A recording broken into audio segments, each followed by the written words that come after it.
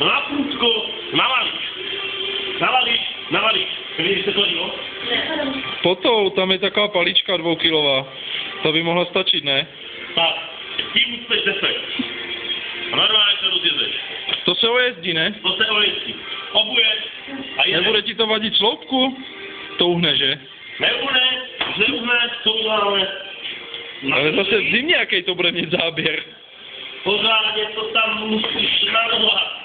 Rozumíš? To končilo, že?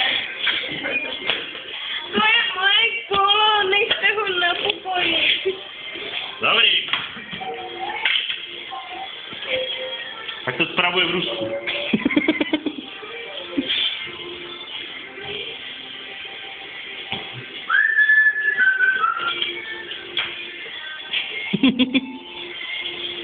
Ale jo, jako já to říkám furt, prostě to je...